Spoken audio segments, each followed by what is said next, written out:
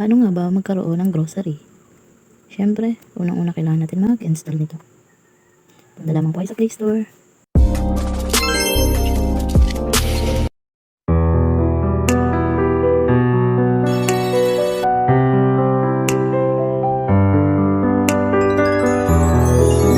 At syempre, i-search nyo po ang grocery.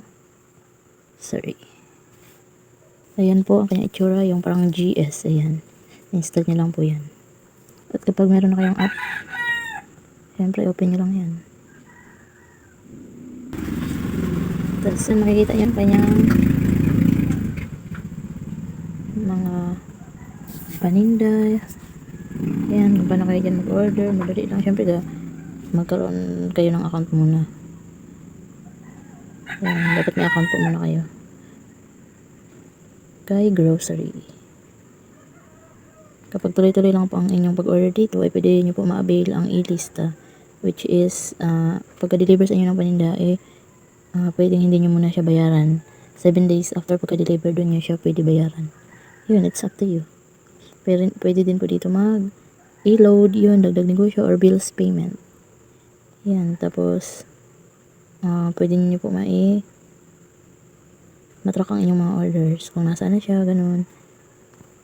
Mas maganda po kasi dito kasi bukod sa yun yung may rebate siya, ganun. Pasok dito ang retailer at ang mga wholesaler. Ayun. So ganun lang po.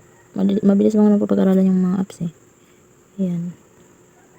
Ayan po, makikita nyo yung recent transaction ko dyan. Meron pa akong mga na-earn na rebate.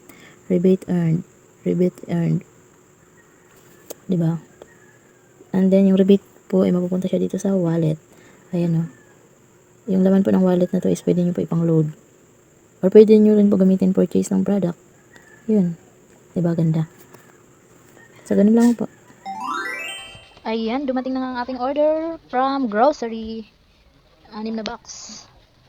Yan, mas maganda kay grocery kasi medyo mura ang paninda at free delivery pa sila at may rebate ka pang makukuha. Wow! Maganda kay grocery, less hassle.